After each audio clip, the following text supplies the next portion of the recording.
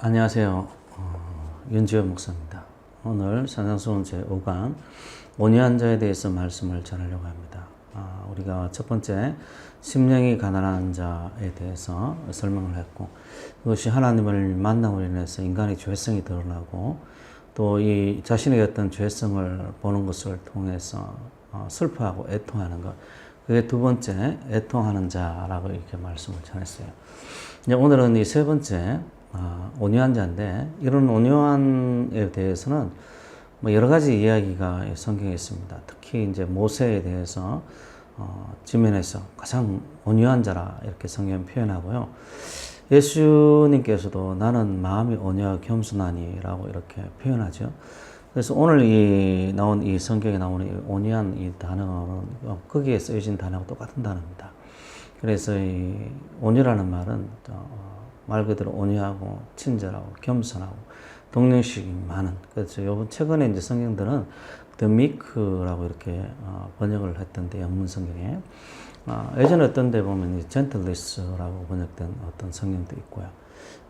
그래서 우리가 생각하는 어떤 그런 성품들을 생각하면 되는데, 거기다가 이제 겸손한 어떤 의미도 함께 들어가서 생각하는 게 이 성경을 이해하는데 굉장히 유익합니다. 근데 왜 이런 어떤 세 번째 온유한 자는 복이 있나니라고 그들이 땅을 기업으로 받을 것이며 이렇게 기록했는가 하면, 이 자신의 허물과 이 죄악을 보다 보니까 하나님 앞에 깨어지고 녹아져서 소망이 없는 자신을 보면서 애통하다 보니까 이 바울이 이야기한 것처럼 자신이 죄가 제일 많은 거예요. 나는 죄인 중에 괴수라라고 바울이 고백했죠. 이런 것을 경험하면 경험할수록 모든 허물과 죄가 자신에게만 발견이 되는 거예요. 그래서 보통은 이제 사람들이 이기적이고 자신을 높이는 마음이 있어서 다른 사람을 원망하고 무슨 일만 있으면 다른 사람 탓을 하고 이러죠. 그래서 인간이 죄인이라는 증거가 다른 사람 탓하는 것, 다른 사람에게 핑계대고 거짓말하고 자기를 높이고 이런 것들이 어떤 인간의 죄인됨의 어떤 특징 중에 하나입니다. 그런데 이런 어떤 심령이 가난한 자를 경험한 자, 하나님을 만나서 정말 하나님 앞에 깊이 울어본 이 사람들은 자신의 허물과 죄악을 발견하기 때문에 이 죄를 다른 사람에게 전가하려고 그러지 않습니다. 자기에게 죄가 있기 때문에, 자기가 죄인 중에 괴수기 때문에 자기에게 죄를 바라보는 거예요. 그래서 다른 사람이 다른 사람의 어떤 죄를 탓하고 핑계대고 이럴 때 자신의 죄를 봅니다. 다른 사람의 허물을 지적하기보다도 자신의 허물을 쳐다봐요. 그래서 그 사람이 온유하게 보이고 겸손하게 보이는 겁니다. 하나님 앞에 자신의 모습을, 자신의 처지를 발견했기 때문에 겸손한 거예요. 겸손한 거예요. 그래서 이게 인간의 어떤 본래 모습이어야 하죠, 사실은. 그런데 인간의 어떤 죄성 때문에 교만하고, 이 교만의 문제가 해결이 안 되니까 늘 이 싸움과 다툼이 일어나고 전쟁이 일어나고 시기, 미움 이런 것들이 일어나는데, 이제 하나님의 은혜 받고 이 죄가 자기에게 있음을 발견한 사람은 마음이 온유해집니다. 다른 사람 탓하지도 않고요. 다른 사람 핑계대지도 않고 죄악이 자기에게 있음을, 다른 사람의 죄를 볼 수는 있지만은 저 사람의 죄보다도 내 죄가 훨씬 크다고 생각하는 거예요. 그러니까 다른 사람에게 죄를 전가를 하지 않죠. 그런 사람이 바로 온유한 성품을 가지게 되는 거예요. 그래서 예수님께서 나는 마음이 온유하고 겸손하니 내게 와서 배우라 라고 말씀하셨는데, 이게 예수님께서 가지셨던 그 성품입니다. 그래서 하나님 은혜 받고 자신의 죄에 대해서 울어본 사람들은 심령이 온유해집니다. 제가 이 온유해진다는 말을 쓴 것을 기억하시고, 이것이 1차적으로만 이루어지는 것이 아니라 계속 지속적으로 이루어져야 될 과정임을 이야기를 하고 있어요.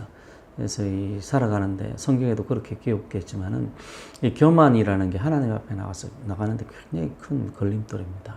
우리 자문에도 교만은 패망의 선범이다. 겸손은 종교의 앞잡이다. 이렇게 나오지만 많은 사람들이 그런 구절들을 보면서 일부러 겸손한 척 하려고 합니다. 근데 성경에서 이야기하는 그런 겸손은 진짜 겸손해요. 겸손한 척 하는 게 아니라 마음속으로 온갖 잡념이 다 있으면서, 온갖 교만함이 있으면서 겸손한 척 하는 게 아니고 진짜 겸손합니다. 이런 겸손함은 하나님을 만나고 정말 인생에 소망이 없고 하나님 앞에 슬피 울어보는 사람들, 그리고 모든 죄가 자기에게 있음을, 내가 죄인 중에 괴수임을, 정말 70억 인구 가운데서 가장 나쁜 인간이 자기임을 맛보고 그 성품이 깎아지고 녹아져서 온유해진 사람에게 볼 수 있는 그런 것입니다. 근데 우리가 이 땅에서도 그렇지만은 많은 어떤 높아지기 위해서, 땅을 차지하기 위해서, 출세를 하기 위해서 많이 노력하는데, 재미있는 것은 이런 온유함, 다른 사람 것을 쟁취하려고, 다른 사람 것을 뺏으려고 그런 게 아니라, 다른 사람을 어떻게든 깎아내리려고 하는 것이 아니라, 자신에게 허물과 죄를 보고 온유해진 사람이 땅을 기업으로 받는다는 거예요. 우리 한글 성경에는 이런 뉘앙스가 제대로 좀 잘 나타나 있지 않지만은, 영문이라든지 원어에는 여기 정관사가 붙어 있습니다.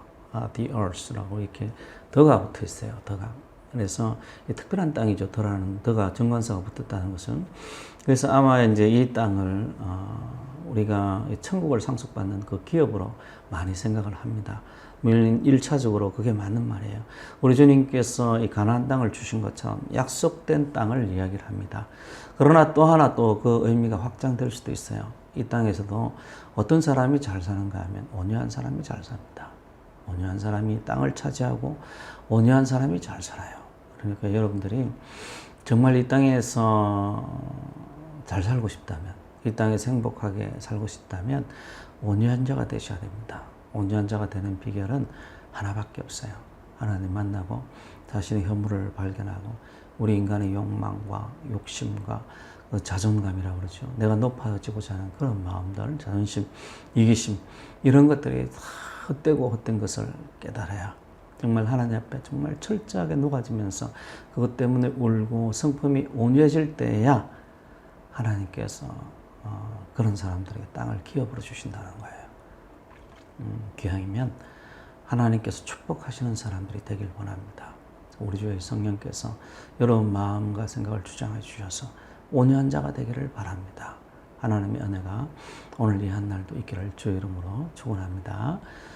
안녕히 계세요. 감사합니다.